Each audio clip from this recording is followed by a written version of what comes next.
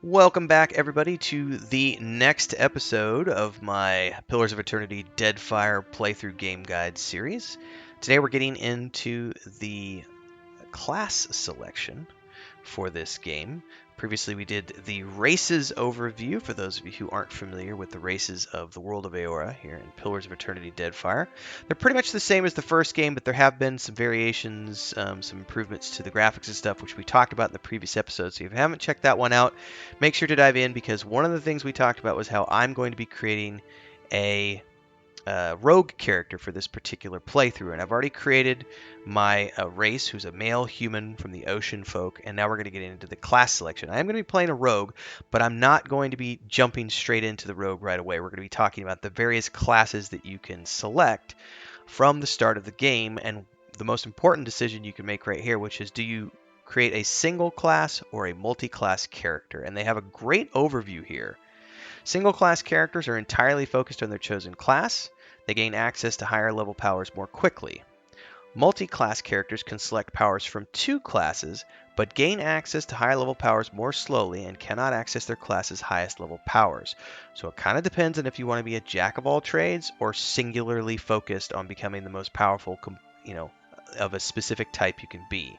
And they have a big red text, which I love. Multi-class characters are not recommended for new people. So if you're coming into this for the first time or you don't have a lot of experience with CRPGs, definitely just go with a single class character. Now, we're not going to multi-class because I don't multi-class very often. So I'm going to go straight up for single class because I am going to be creating a rogue. But before I get to my rogue, we have to talk about all of the various classes in this game and the fact that you can do a preview of the ability tree, which gives you a great opportunity to sort of think about and pre-plan the type of character you're going to create, and it really helps you narrow down which class you're going to enjoy the most. So right off the bat, you have Barbarian, brutes, madmen, berserkers. And those city-dwelling people often use the term barbarian with a dose of disrespect. These rural warriors are respected by their communities for their ferocity and fearsome presence on the battlefield. Barbarians have a special, almost religious role in some cultures, but in many places, the undisciplined, fearless style of the barbarian is simply how warriors conduct themselves. They get a +2 to intimidate, survival, athletics, stealth, and history. And we can hit the Y button here. I am doing the Xbox version, by the way, everybody. For those of you who have been following along, I've played the first couple of playthroughs I played on the PC, and then in 2023 when I saw these games, the first two games were on the Xbox for Game Pass, I was like, hell yeah, I'm going to try the console ports, so here we are. So this is a preview of the ability tree for the Barbarians. You can go through here and check out all the different active on the left and passive on the right abilities that you can get, and notice all the tiers of abilities you get, 1 through 10. Each one of these has abilities that you can choose. Now, you won't be able to take all of these. You will have to pick your way through because essentially every time you get a level, you're going to be able to work your way through here, and you'll get sometimes 1, sometimes 2 abilities to choose from. And you'll work your way through and customize your characters as you see fit. But you can get a chance here to see the different types of ways that you could do your barbarian, for example. The different frenzies and so on and so forth. But there's more customization to it than that, because if I were to click to the next button, I'm then going to be given the option to either have no subclass and therefore incur neither additional class benefits nor penalties, or I could then go into these subclasses like the Berserker, the Corpse Eater, the Mage Slayer, or the Fury Shaper, and they all have different things they can do, and every single class in this game gets to do the same thing. It's pretty dope. It's pretty dope, not gonna lie. The Chanter is like a bard, and they even have a subclass called the Troubadour and one called the Scald, which is pretty cool. It just gives you some different buffs, but essentially the Chanter is a ancient worker of magic, with hallowed phrases stirring the collective memory of wayward souls around them, compelling them to generate magical effects in a kind of reenactment. In some societies, chanters form organized groups of storytellers and researchers, but in most parts of the world, they're just a time-honored part of local folk traditions. You can see there their buffs. We go into their tree, and you can start to see The fun thing about their incantations is their names. So it's called The White Worms Writhe in the Bellies of the Dead is the name of this one. It's an offensive invocation that costs 3 phrases, and at the end of it, it causes a nearby downed enemy to explode, expelling tiny white grubs and crushing nearby enemies. And every one of these has a weird name. The shield cracks, ancient brittle bones, her revenge swept across the land, the putrid stench waves across, its crash could not be denied. It reminds me a lot of the sword forms in Robert Jordan's Wheel of Time. But it's a great way for them to have songs, essentially, that have names, and it tells you how many phrases they need before they hit, and whether or not it's an offensive invocation or a buff. So. Cipher is next, often or once called Brishalgwin, Mind Hunters by the Glenfathans. They directly contact and manipulate other people's souls and psyche. So it's kind of like a psionicist in essence. Gaining acceptance over time, but still generally distrusted, especially by the uneducated, because they do tap into the souls. People are scared of animancy. It's a pretty cool component of the world of Eora here in Pillars of Eternity.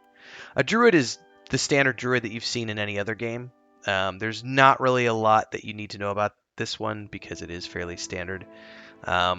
Other than, going into the subclasses, you'll be able to choose an Animist, Fury, Life Giver, which is the healers, Shifters, which are the shapeshifters, or the Ancients, which get crazy things. The Druid is really cool in this game. I've played it through on the first game I played as a Druid, not on the second one. Fighter is your standard fighter, but they could be the Black Jacket, which is like a jack of all trades with weapons.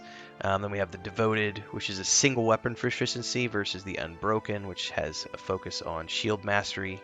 And then the Tactician, who gets better penetration and accuracy. So the Tactician would be really good for like a two-handed, in my opinion. In any case. The Monk is a straight-up DPS class, with their many monastic orders tracing their teachings to the enduring founder of Tletak. You can go in here and look at the Hellwalker, the Napazka, the Shattered Pillar, the Forbidden Fist, but these are all straight up DPS builds. I keep hitting the wrong button when I want to back out of that. Paladins are pretty awesome in this game, no lie. They're really good at like DPS and backup, like utility heals and stuff, but you can specialize them to become like the Steel Garret, and shield bearers, and pretty good tank. And this prevents death when cast on other allies. But Flames of Devotion, which heals your other allies. So they do lots of really cool buffs to your group. So it's a really cool DPS class that also gives some utility to the group. Priests are straight up healers. But what's interesting about the way that priests work in Pillars of Eternity is that their power is derived from their personal beliefs as opposed to the deity themselves. And there's a variety of deities that you can focus on. Bareth is going to be more of a kind of a DPS build. Aothus is going to be heals and some buffs. Mogren is going to be some heals, but a lot of DPS. Skane is more kind of DPS. Whale is also some DPS. They can all do heals and stuff. Wodaka. But these are just additional things you get. Hand of Heal and Woe. So they can all do a little bit of everything, but a couple of these, like Bareth, is definitely kind of focused more towards kind of doing DPS with backup heals. One day I will remember to use LB instead of B to go back. Rangers is what I played in the first game, and the cool thing about Rangers in this game is they all get an animal companion.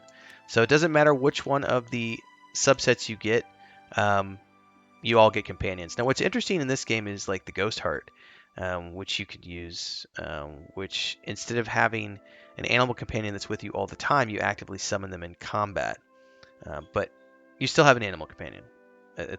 They're a lot of fun. We'll skip the rogues. That's what we're going to do last. Wizards in this game are slightly different than wizards in, say, Forgotten Realms or Pathfinder, in the sense that they have grimoires or books, and you have to use your book to cast spells. So all of your spells are within your book. And what a lot of people will do is have different grimoires on their character so that you can do different things depending on the situation. Like you might have a DPS, you might have a fire book and an ice book and a poison book as an example, and go from there. But we are going to be focused on building a rogue for this one. So the role is that of a striker. And if you don't know what a striker is, it is a DPS build essentially. Unequaled in their ability to inflict large amounts of damage and crippling afflictions to single targets. So it's they include the cipher, druid, fighter, monk, ranger, rogue, and wizard. Their resource is guile, and their rogue abilities require and consume guile on use. Outside of combat, their guile is restored, ready to be used in the next encounter. So it says here, rogues are vicious killers, feared for the brutality of their attacks. They can be found as often in dark back alleys as in the heart of battlefield skirmishes. And though unpredictable and undisciplined, they are commonly used as shot troops or as part of a surprise assault, their withering attacks breaking enemy ranks and morale.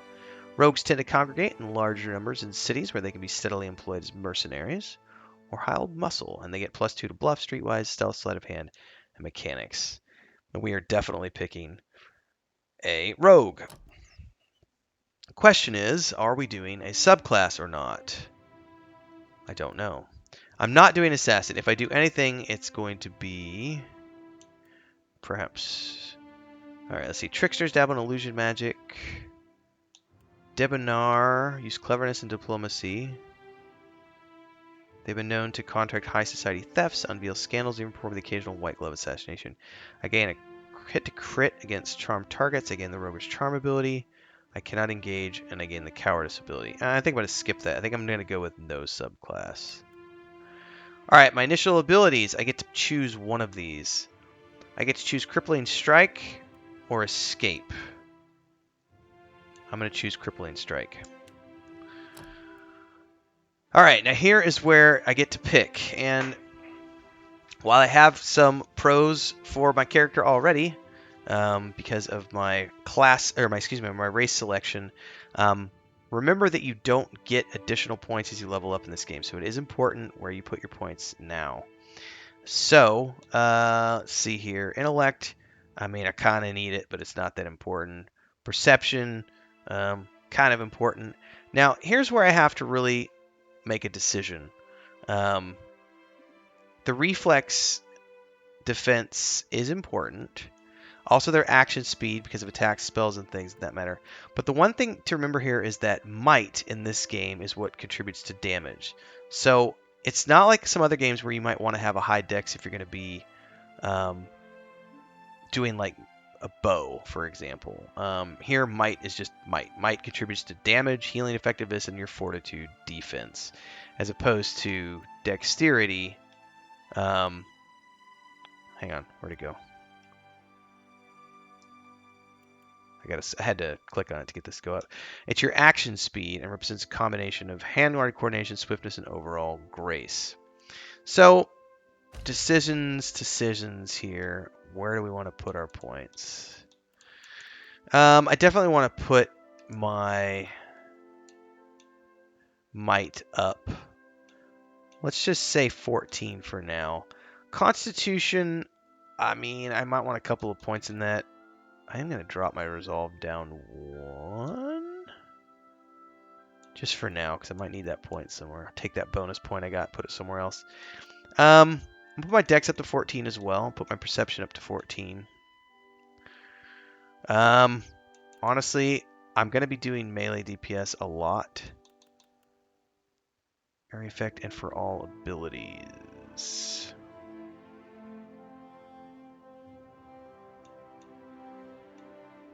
I mean, maybe do a 12 there. So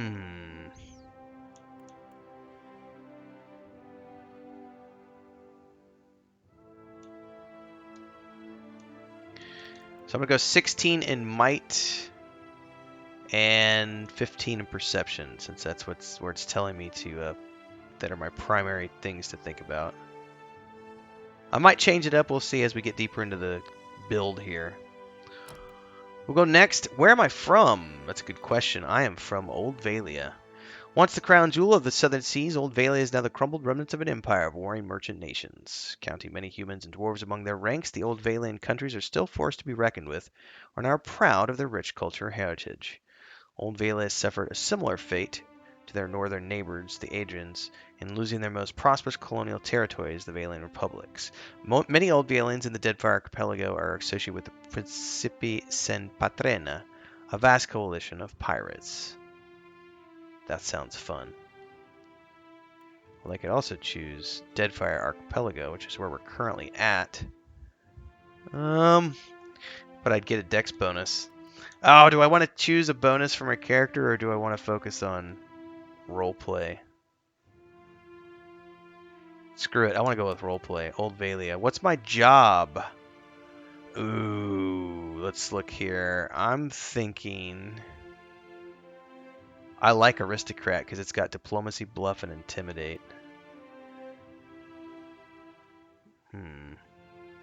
No, it wouldn't be an artist. Might be a drifter. Not a hunter. Definitely not a laborer. Mercenary, no. Merchant, no. Slave. Nope. I might be an artist.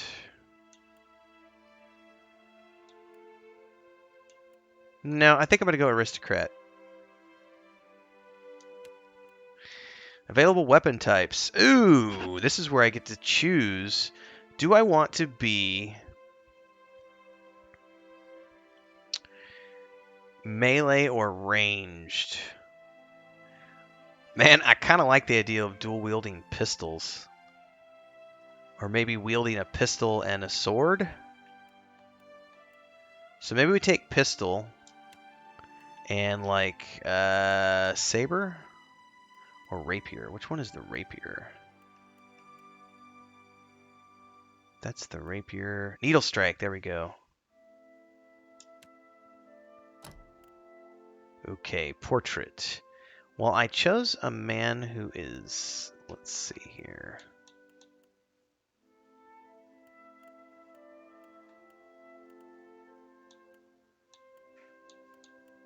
I gotta find something that's similar to my character. What about this dude? He looks a little too young in that picture.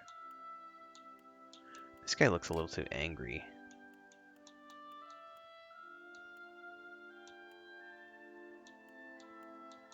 Now we're getting into the female.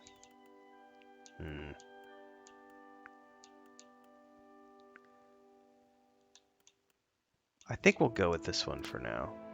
I don't know. The angry one's fine. Colors. Cloth colors. I'm going to leave those how they are. I don't mind those at all. Oh, I can change heads here. I'm on 1 right now. 2, 3, 4.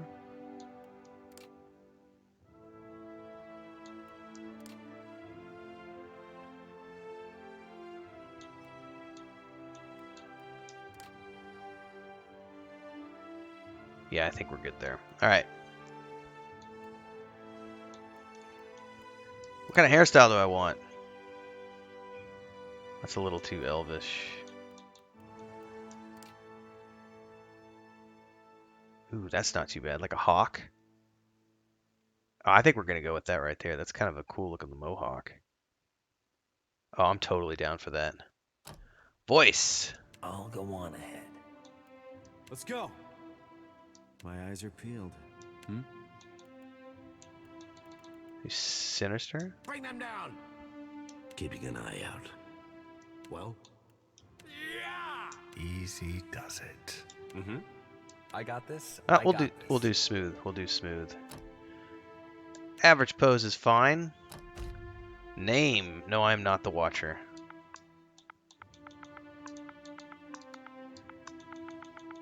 So there you have it, everybody. I have created my rogue character.